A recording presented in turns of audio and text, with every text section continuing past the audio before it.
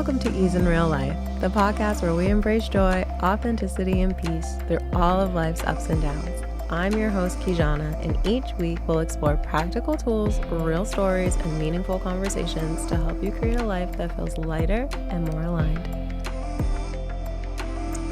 Hello, welcome to another episode of Ease in Real Life. Thanks for coming back, or if it's your first time ever listening, thank you for joining me today. Welcome to a new month of Ease in Real Life. We have a new topic this month. We're going to talk a lot about mothers and motherhood and mothering. I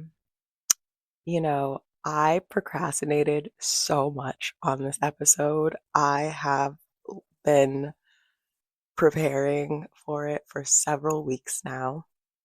And, I can promise you that I'm ready to have this conversation as I sit before you today. I'm definitely ready.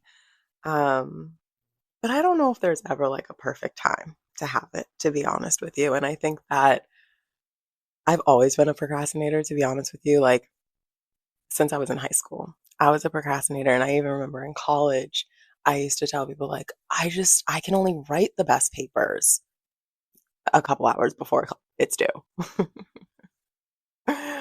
I don't know if that stands true with podcasting. I guess we'll see. But yeah, let's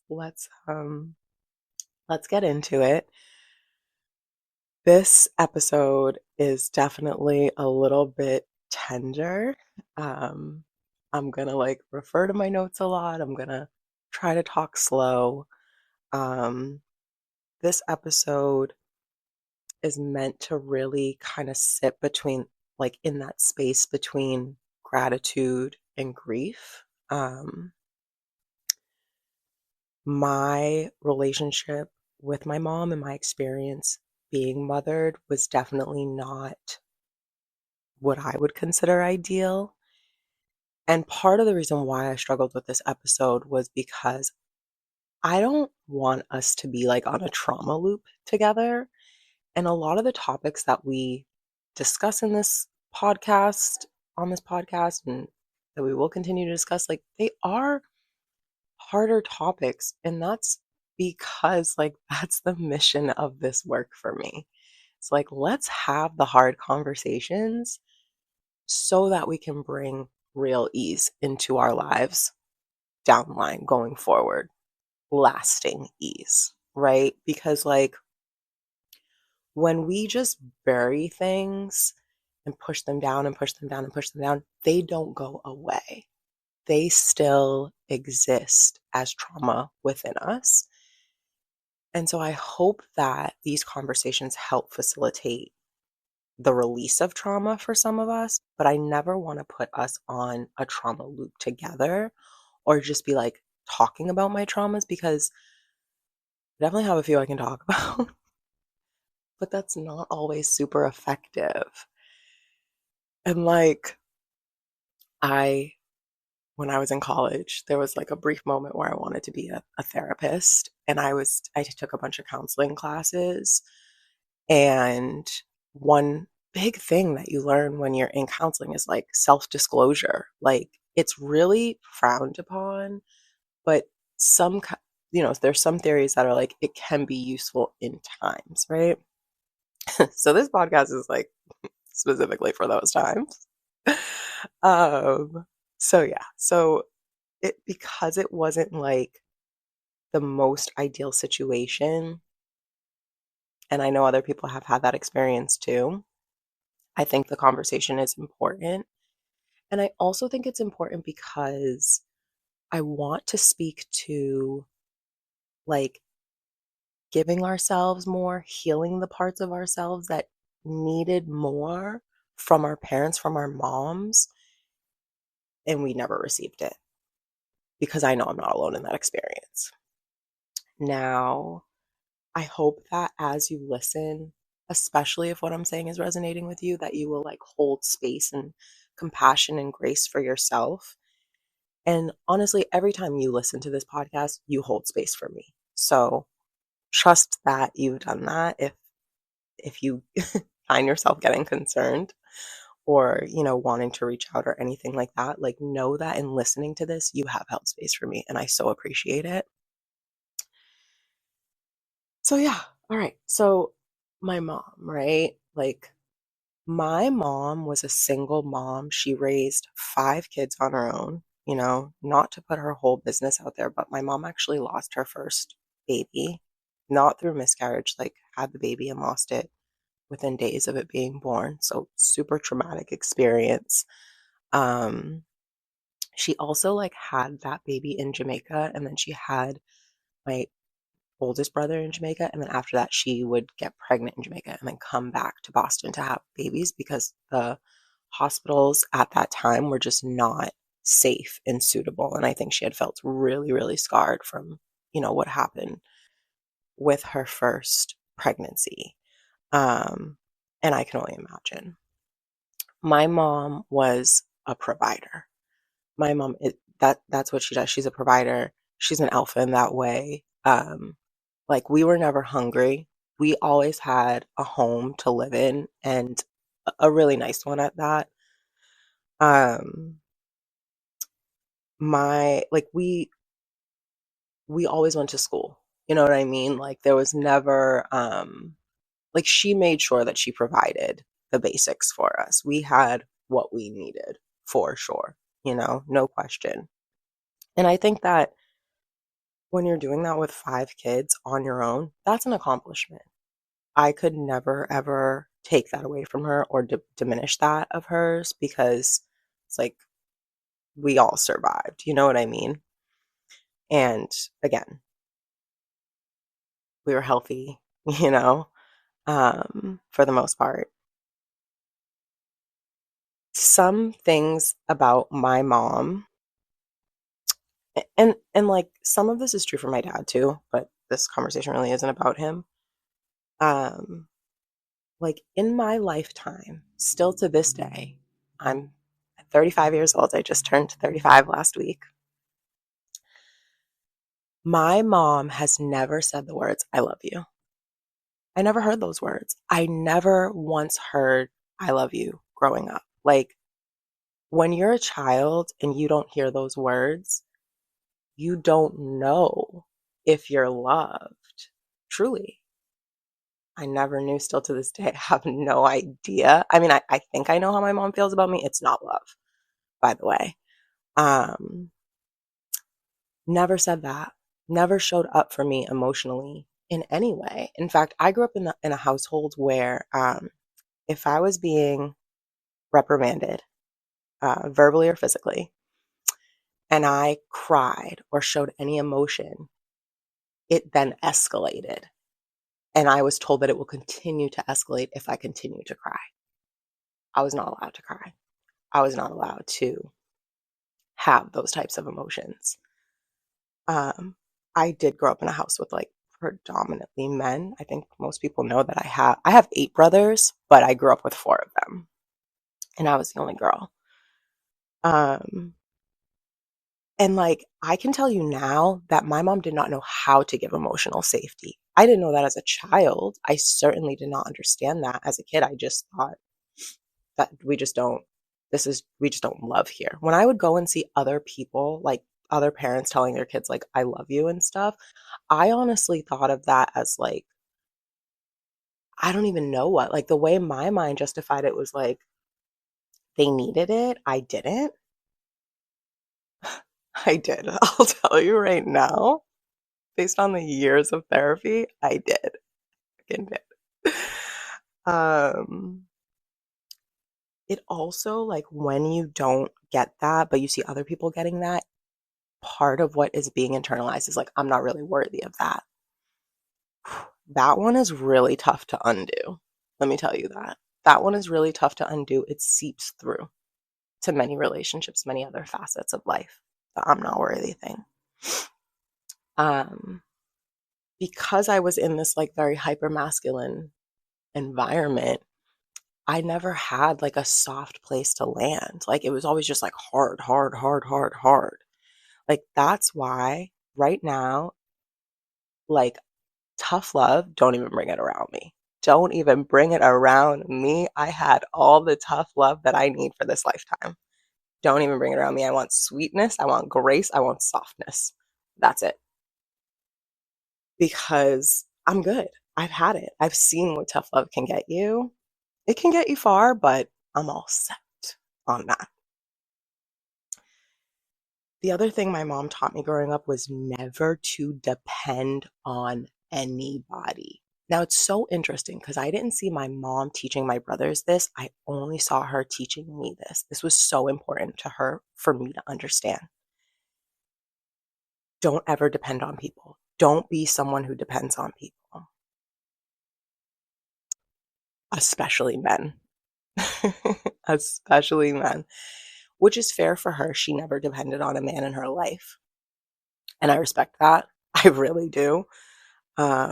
But that is how she raised me. I remember I went on a date with someone and I told them that, and they were like, "That's so good." That was our last date. That was the last time I saw that motherfucker, okay? I said, "You think so?" I'll pass. I'll pass. And I don't want to teach my daughters that either. Not to say that we need to depend on people, but we're here to take care of each other. We're here to take care of each other. And it's so interesting because my mom is such a caring person. I have this theory actually that moms who are crazy, like there's two buckets that create, I guess there's three buckets that crazy moms fall into. One is like they're a crazy person, but might be like a fine mother, you know? The second is they're a crazy mom, but a lovely person. And the third is they're both a crazy mom and a crazy person, and they kind of just suck all around. My mom falls into the second bucket. She is a crazy mom. She's actually a quite lovely person. And if she weren't my mom, we would probably really quite get along. We have gotten along in my lifetime. And people who know, my mom and I are either the best of friends. We're actually literally both a Taurus sun and Leo moon, hilariously, or we cannot speak. And that's where we're at this phase of my life. Like my mom just didn't really show up for me as a kid. And like, because that was her journey of like, don't depend on anybody, not even me. Don't expect me to show up for you. Like, show up for yourself, girl. And I did, and I have, and I will. I don't even think my mom was at my high school graduation, a high school she forced me to go to, by the way. I did not want to go to school there. Yeah, like my mom never went to like a PTA meeting or like anything. If I was doing something, if I played a sport or I had some type of event where you would want your parent to show up, my mom was not there. You know what I mean? And people just knew that about me. Like, you're never going to see the only way you're ever going to see my mom is if you come to my house, you know? Because my mom's just not showing up for shit. Not showing up for shit. And yeah, you just figure out at some point in your life not to expect that. And it becomes okay. You know what I mean? For that time. I mean, we do things to just survive in moments, right? And then it kind of all comes roaring back later. And that certainly happened to me. That actually happened to me in a big way. Like, so I was in a relationship in my early 20s and we lived together, that person and myself. And when we broke up, I was really like kind of starting over because we lived together. You know what I mean? And so I really hadn't been on speaking terms with my mom, but I needed a place to live. I needed to get out of that apartment that I was in. And so I remember calling my mom and saying, I need to move back to your house, like now. And I also had a dog, Geo, love him, RIP. I was like, Geo and I need to move back to your house, like right now. And she was like, yeah, of course. And I moved back to my mom's house when I was, I want to say 26. I was 26 and I moved back to my mom's house after not living there for almost 8 years at that point. And I I remember that like that was actually the time where like all of my journey in so many ways was starting. Um I had gotten this job at this foundation, which I later got fired from. Story for another day. But after that, like I kind of started the garden and I was really like rooted on that spiritual path. And a lot started to come up for me, right? A lot of my previous traumas and triggers. And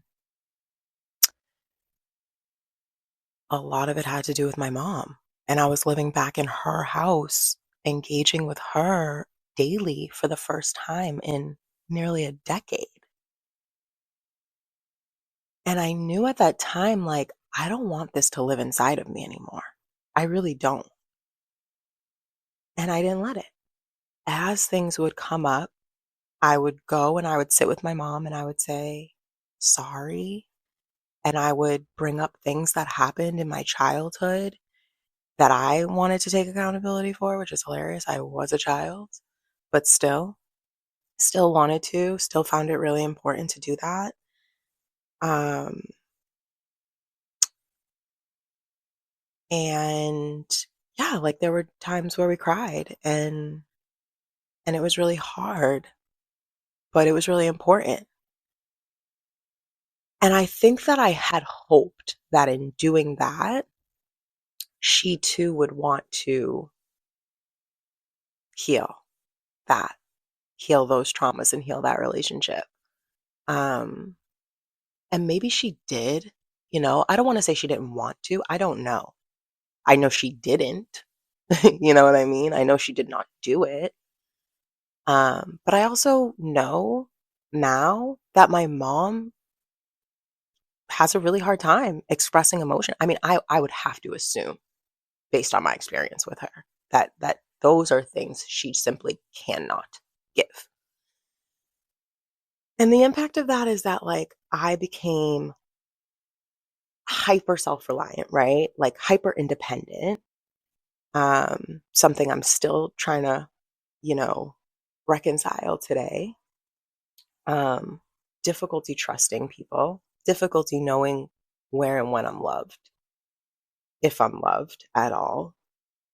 Took me a while to even recognize the significance in being loved, going where you're loved, because I had been in a place where I wasn't for so long that I really just became so used to that.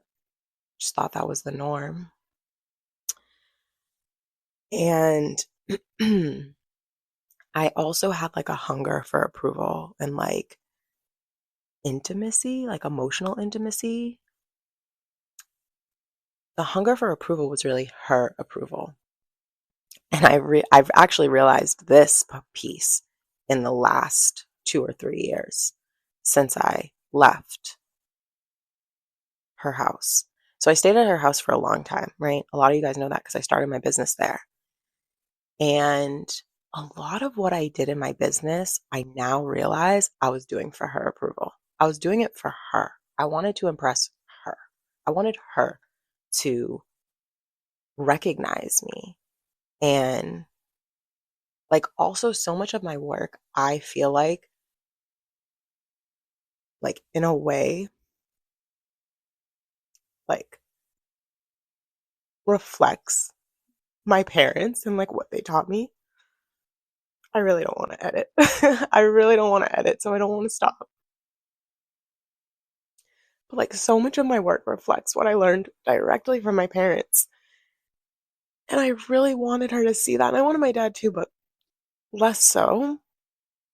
But like I wanted her to like love me for that. And ultimately it did not work because we don't talk, like I don't talk to my mom. And part of the reason why I don't talk to my mom anymore is because at some point it really just became like, am I going to heal or am I just going to placate her? You know what I mean? Because I can't do both. And I really couldn't, and I can't. Um, the relationship felt more harmful than healing. And I had to remove myself from it. Um, and I want you to know I'm really glad that I did. I'm really glad that I did because I've been able to heal so many other parts of me since really, really letting that go. And like, I set these boundaries not as a punishment to her, but as a container for me. I really got to that point in my life where like I had to choose. It's going to be me or it's going to be her. And as much as I wanted to choose her, and I did, because like I'm a woman. Girls need their mom. Truly. I can't tell you guys how many moments in my life I've had where I've been like, damn, I wish I could just call my mom. I wish I could just ask my mom about this. Like I went through a whole entire miscarriage. Couldn't talk to my mom about it, and like there's a statistic that like if your mom had a miscarriage, like you're likely to have one too. I don't know. We didn't have that conversation. Couldn't. But the reason why I'm happy that I walked away is because I was already in the process of reparenting myself, even when I was there, even when I was living with her and when I was going through this. Because when I found out about reparenting, I was like, yeah, I got to do it. I got to do that. And I know I missed out on some crucial things. I gotta start doing that for me. Um, and I've really, really been able to do it even more so since like fully stepping away from that relationship. And in reparenting myself, the things that I've given myself are emotional safety. That's why I can sit here and even cry right now because I know I'm in a safe space. I do. And part of it is because I know I created that safe space for myself. I'm not going to suppress my emotions. They exist for a reason. Emotions give us information that's important and allows us to be successful on our path. So we can't just push that down. I've affirmed myself in many ways. I affirm myself every day. I tell myself I love you every day. And a lot of people tell me that they love me too. And I am so grateful for them. And you guys know who you are. But the biggest thing I think is that I give myself permission to be soft, to be vulnerable, to let you guys see, to let the world see all these different facets of me. Because, like, I can be a hard ass person. I can be hard. Piss me off. I can make that switch. But for the most part, it's not what I believe in. And in fact, like this year for my birthday, my word that I decided that I really want to call in is calm. I really want to just move away from being so reactive.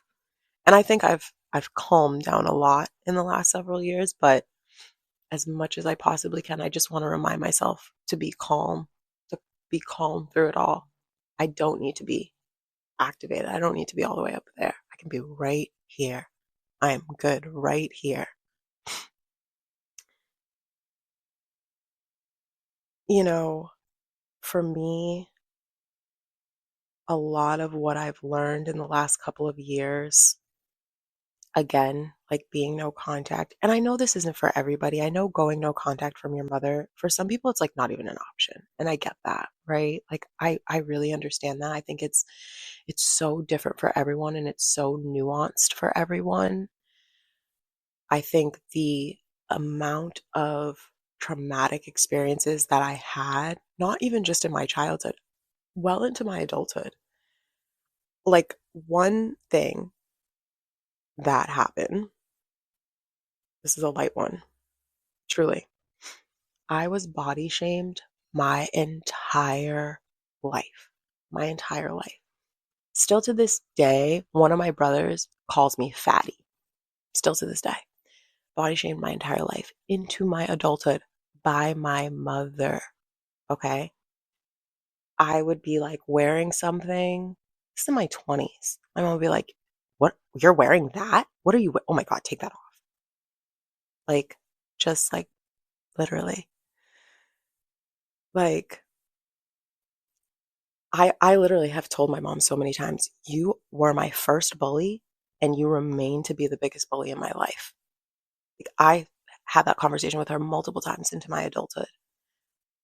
Another part of the reason why I knew I had to step away. It's like, as you all know, like I want to be a mom someday. And I know that I cannot mother the way that I was mothered. I remember actually, I was driving one day with my mom and a really, really close family friend. And my mom made this comment like, yeah, Kijan is never going to have kids. And I was like blown away that she said this. And she was like, yeah, it just doesn't seem like you're interested. And I was like, oh no, I'm interested. Just don't want to do it the way you did it. Sorry, babe. You know, like, and like, that was like a real shock for her to hear. It's like, what'd you think? I'm not gonna do it like this, you know? And that's a part of the reason why I really had to step away too. Like, I do want to be a mom, but I can't mother the way that I was mothered. And I didn't want to step even close to it in a situation where, like, I thought that could be okay, you know? Um, by the way, I do want to make a book recommendation, All About Love by Bell Hooks. That book taught me a lot.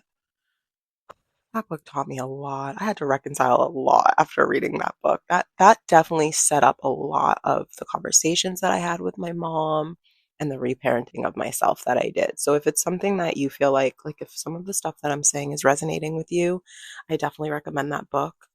I also thought like it was okay to like hit your kids before I read that book. I would never, but I needed to read that book to understand it. And part of that is because, surprise, surprise, I got hit. You know what I mean? And when things happen to you, even if you know they're not okay, a part of your brain might rationalize, like, well, I'm okay, and that happened to me, so you'll be okay too.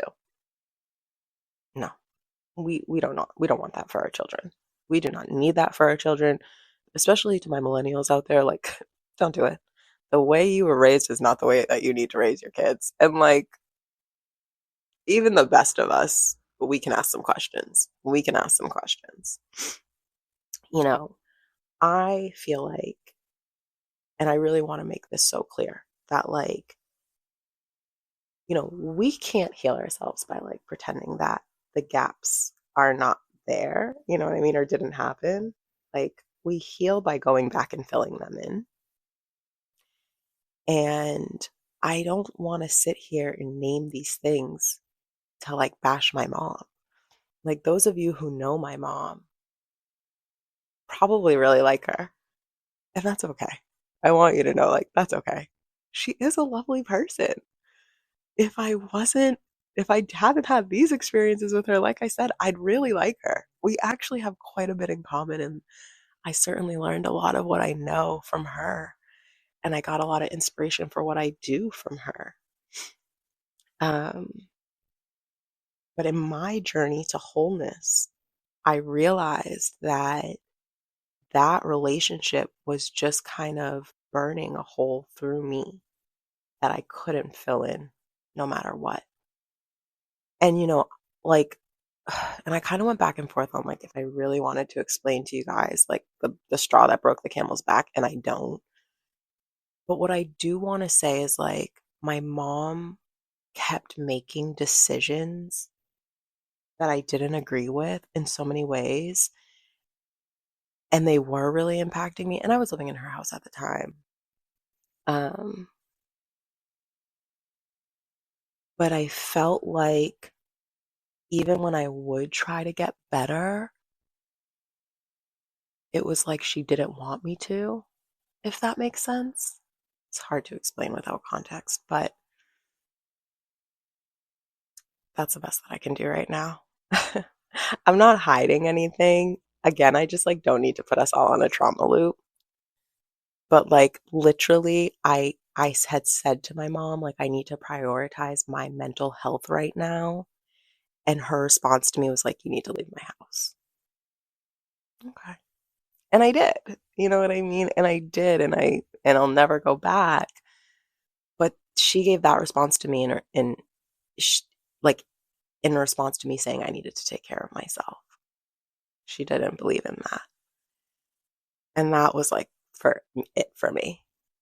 And I remember too, like one day I heard her talking to my nephew in like such a harsh way. And I was like, oh, you'll never be around my children. I'm so sorry, but my kids aren't going to be raised like this. Nobody's going to talk to my children like that. So, like I could see the walls cracking at that point. Like, we're probably not going to have a relationship much longer because who wants to be, treated like this and dealing with this, especially in your home? It doesn't really make sense. So, I choose distance out of love. Love for like the part of me that deserved more, still deserves more. Um, and again, like I know that, you know,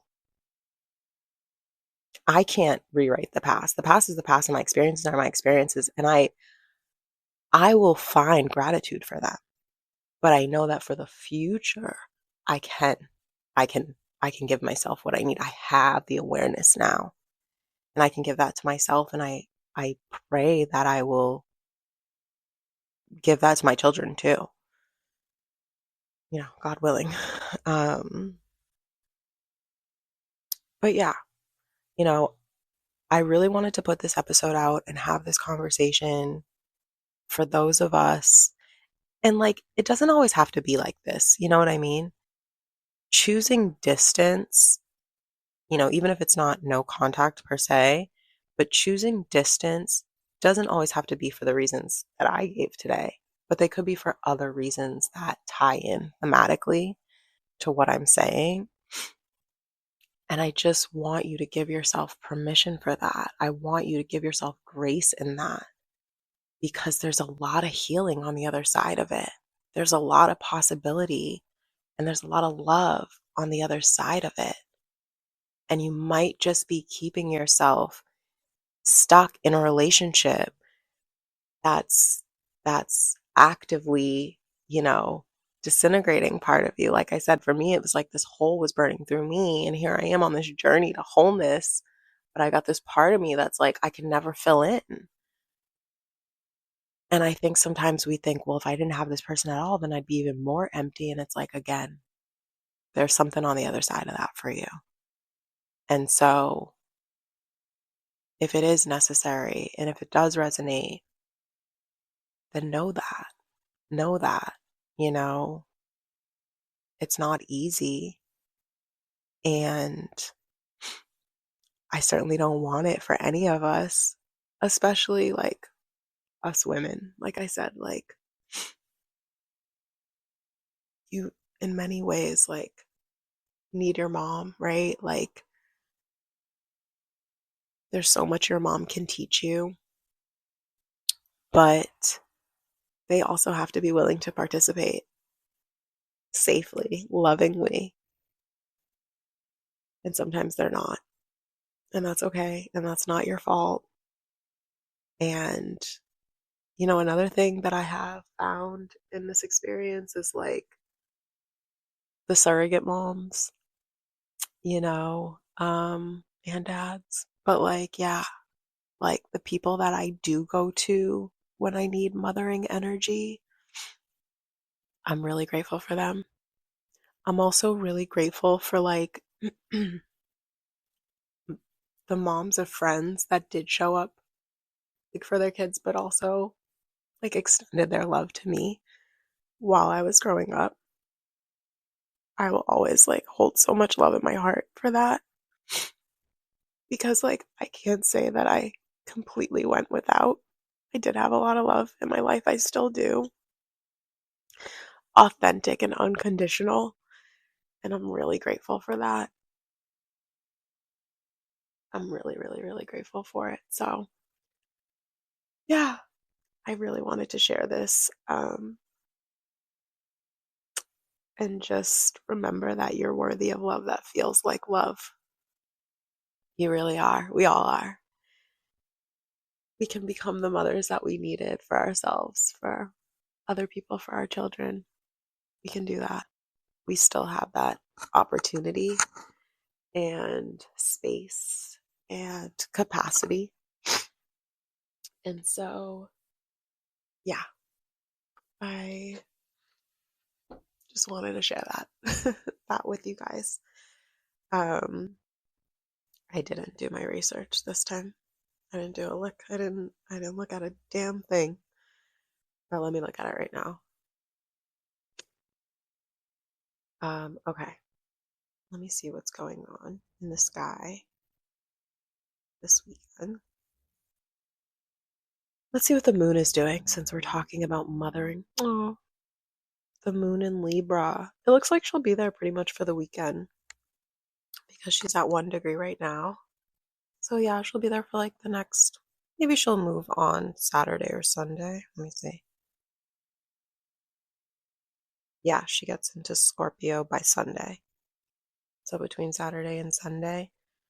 Moon in Libra is really sweet. No, Libra is ruled by Venus, and the moon and Venus are like sisters, but the moon represents like the mother, you know? Um,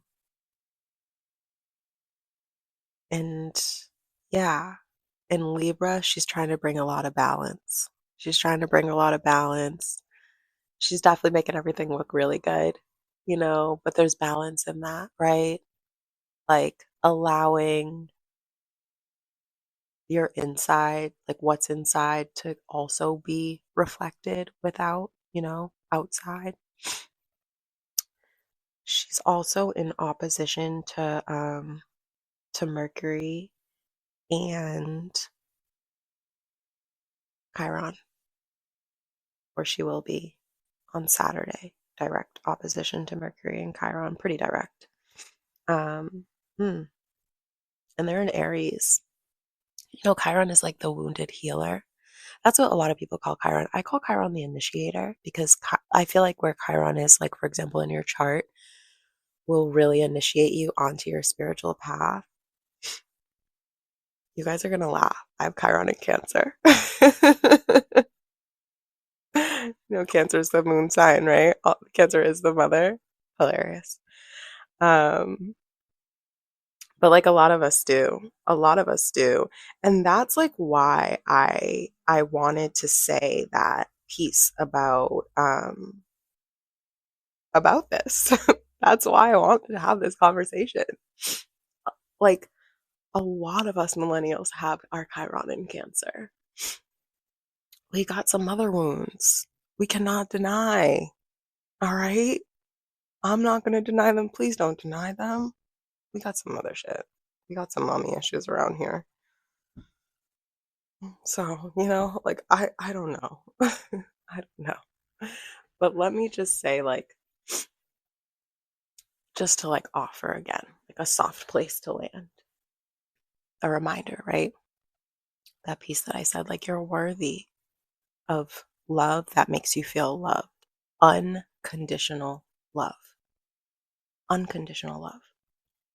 And if this conversation is resonating with you in any way, because I don't just want to throw you out in the world feeling all this, I want you to really start thinking about unconditional love. What is that? What is it really? Look it up, see what other people are saying. Familiarize yourself with the reality of that concept. And that's where you can start your reparenting journey from the foundation of unconditional love for yourself, ultimate grace. Everything can be forgiven. Know that. Know that I love you. I'm deeply grateful for you for listening to this. I'm deeply grateful for you being on this journey with me. Thank you. We do have some more upbeat episodes coming, I promise. Really cool episode next week with a doula. Her name's Naika. I'm super excited to share it with you. I love you guys so much. I hope you have a beautiful weekend or week whenever you listen to this. I hope you have a great day. Thank you. Oh, did you want to come and say something? I don't know if you guys can see him. Thank you so much for tuning into this episode of Ease in Real Life. If you enjoyed today's conversation, don't forget to subscribe. Please leave a review or share it with a friend who might need a little more ease in their life. Remember, creating ease is a choice we make every day, even in the hard moments. I'll chat with you next time, and until then, take care of yourself and each other.